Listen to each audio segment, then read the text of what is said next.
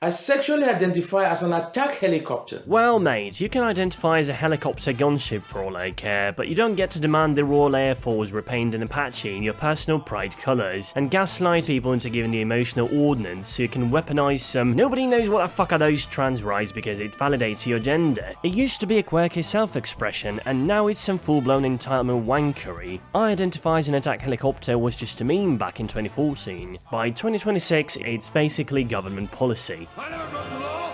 I am the law.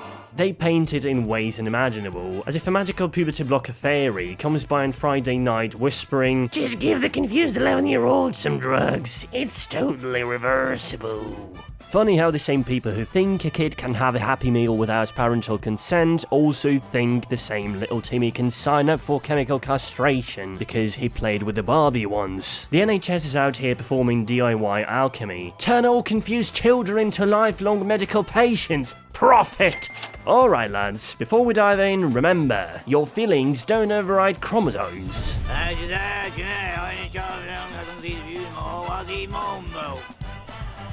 Right. What did he say? Nothing says I'm a real woman like a 6-foot-tall bloke with a 5 o'clock shadow and a baritone voice rocking a miniskirt and screaming "TAF" at actual women in the ladies' room. Imagine turning up to a black tie event in shoe-polished blackface shouting, "Identifies Wesley Snipes, you bigot!" You'd be sectioned. But here is a liberal cheat code for you. Put on a wig and suddenly you're joining the stunning and brave team. I disagree. You disagree? Bigot! The ever-expanding alphabet soup LGBTQIA plus 2SW underline C++ HDHD TV. Fuck is this? At this point, it's less of an acronym and more like a security Wi-Fi password at the Louvre. Horrible, right? Especially given the latest news involving a full-on heist in broad daylight. I'm almost certain the guys were so stunned looking at what was happening, they couldn't decide what to do.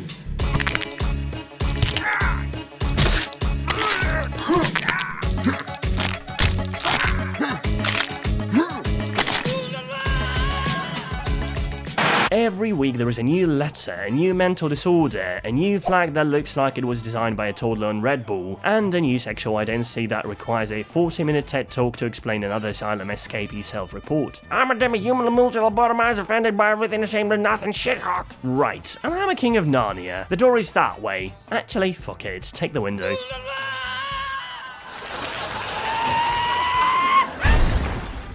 Hey, did you see that? Oh no. Anyway, last week... Men in women's sports.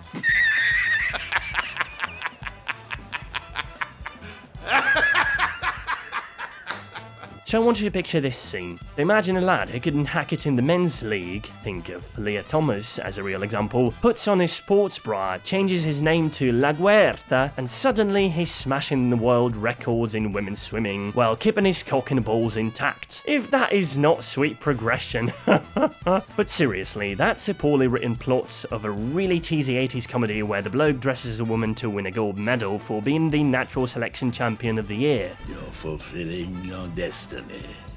Only now, the punchline is real women losing scholarships, medals, and changing rooms to blokes with a wild fetish. Don't forget about the pronoun, please. Wait, what are those, what?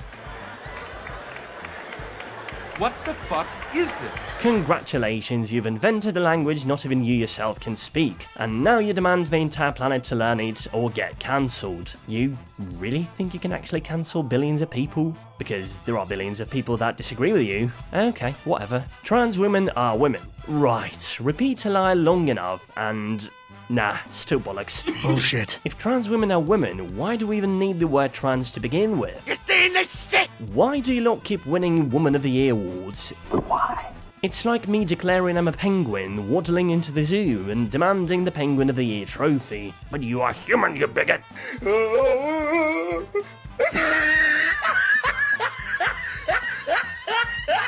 Here is another one. Kids in drag. Nothing screams child safeguarding like dragging your 8-year-old to a library so he can twerk for grown men in fishnets while they throw dollar bills and the parents film it for clout. Perfectly normal, totally not grooming, nothing to look at, move along lads.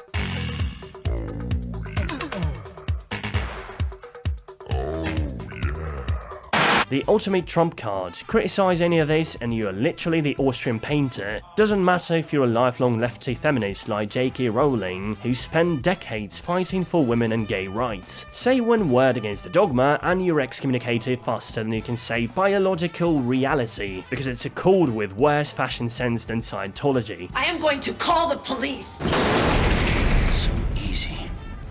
Until it's you they're coming for. Alright, we've reached something big here, so strap in. Technical nuke incoming! Detransitioners? What detransitioners? What the fuck is going on here? The same activists who told you transition is the only way to stop suicide now pretend the growing mountain of broken, sterilized, mastectomy-scarred young people never existed or weren't really trans to begin with. Funny how the affirmation train only runs one way. No refund, no return, no apology, fuck you. I was born biologically female. I began transitioning and taking hormones when I was 18 years old. Growing up, I couldn't pinpoint what my issues were, and then I realized that it might be a gender issue. When I turned 18, I did go to Planned Parenthood. I just stated that I had gender dysphoria and they gave me testosterone a week later. Before I went on hormone therapy, I wasn't required to see any therapist or any sort of a doctor at all. So about a year and a half after I was on hormones, I decided to see a therapist about getting approval for top surgery. I walked in on one appointment for half an hour, and then she emailed my insurance for approval, just like that. Even at this point, when I was passing as a man, I still had these doubts in the back of my mind that said, what if you're wrong? What if you made a mistake? In the end, I decided not to do the surgery. At that point that I decided to detransition and live my life as a woman again. Even as an adult, it took me a long time to figure out who I was and who I wanted to be. Kids especially need to see a therapist before making any sort of permanent medical decisions like going on hormone blockers and surgeries especially. I mean, they don't even know what they want for dinner the next day, let alone what gender they are. All those cases of detransitioning are the pivotal socially shifting bits the vocal trans activists and the virtue signaling supporters of their what they call the cause really don't want you to look at this because it undermines the brainwashing tales of it being safe and good for you. The ones who bought into the born in the wrong body fairy tale got sold the full medical package here. Puberty blockers, cross-sex hormones, surgeries and whatnot, and then woke up one day in the mid-20s realizing they had been sold a pop. These aren't 1 in a million cases anymore. The numbers are climbing fast, and the stories are pretty damn grim. I think it's time we have a good look at a few names that have gone public, shaking the T-world and spiraling people to push against the ideology. There are thousands more who decided to stay quiet out of shame or fear, but let me just share a few public stories so you get the idea. What a story, Mark. Chloe Cole from the United States. At 12, she was told she was trans. At 13, she went on puberty blockers and testosterone. At 15, she had a double mastectomy. By 16, she detransitioned and realized she'd simply been a tomboy with autism and trauma from early sexualization online. Now she's got permanent voice damage, no breasts, facing possible infertility and osteoporosis risk before the age of 25. The medical records show the clinic used the phrase, "She's basically a cash cow," in internal notes. What a lovely story, isn't it? Chloe went in for top surgery at 15 because some blue-haired goblin on Discord told her it was reversible if anything goes wrong. Now she's 21, with a chest that looks like 2 deflated Yorkshire puddings and a voice like she gargles Gravel. She's suing Kaiser Permanente Clinic and the doctors who affirmed her. And what's the clinic response in defense? We just did what the child wanted, right? Mate, that's not a defense, that's how you end up on the register. Kira Bell from the UK, one of the biggest court case dramas in the Transformers world. She started blockers at 16, testosterone at 17, grows a beard, voice drops, starts balding at 20. There it is.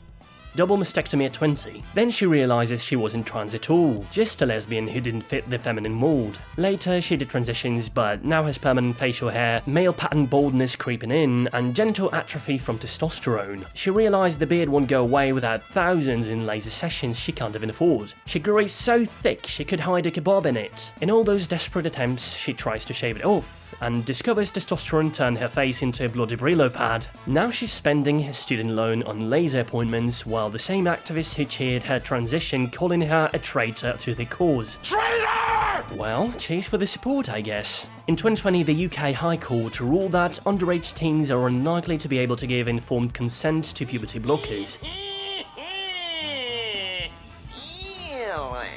Then the CAS review basically eviscerated the entire NHS gender service as not evidence-based, and basically made the entire British gender service implode like a souffle in a slam dunk contest, and ultimately Tavistock got shut down. Well, that's a huge W, love, but the war is far from over, so Kira keeps fighting other T1000 trans Skynet factories to this day, and I assume won't stop in the near future as she's currently pushing a new legal case to stop all the NHS-backed clinical trial of puberty blockers as she describes them being unethical, which I totally agree with. Unfortunately, now in her late 20s, she's stuck with a beard shadow she lasers off every few weeks, and a chest that looks like a Battlefield 6 war zone.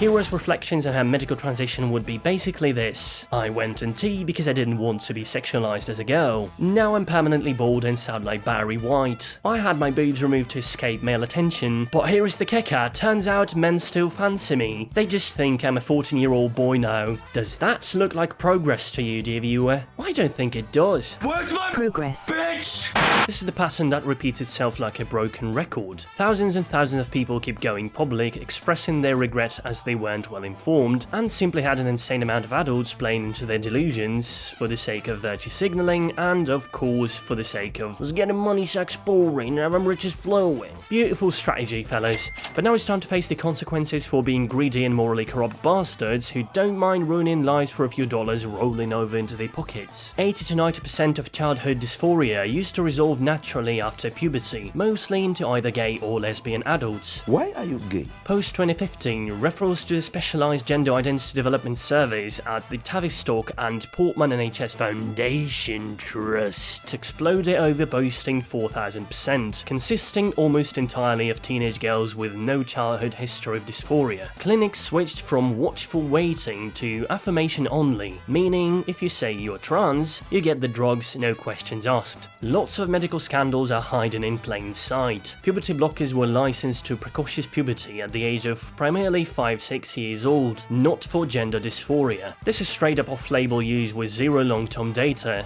Dutch researchers who invented the so-called Dutch protocol now openly say it's been misapplied to kids it was never studied on. Bone density loss, infertility risk, anorgasmia, chronic pain, vaginal atrophy, and teenage girls and testosterone. The list of side effects is longer than the series of molars and bridal videos. For those of you who are not in the know of what exactly this Dutch protocol is, I'm going to explain it briefly. It is a protocol that was designed for patients with a long-term childhood onset history of gender dysphoria that worsened at puberty, moving on to their adolescent years. This is in its purest form basically the system of various evaluations aimed at receiving sufficient data in order to begin prescribing and starting hormonal therapy, as well as surgical interventions, which in most cases would lead to completely reversible alterations of a child's body, despite the fact it's very common practice to spread misinformation labeling it reversible. Like I mentioned before with a few examples, most detransitioners are treated like traitors. Activists say you were never trans to begin with, you basically lied all the way through. Yeah, so much for trans people know who they are. How convenient.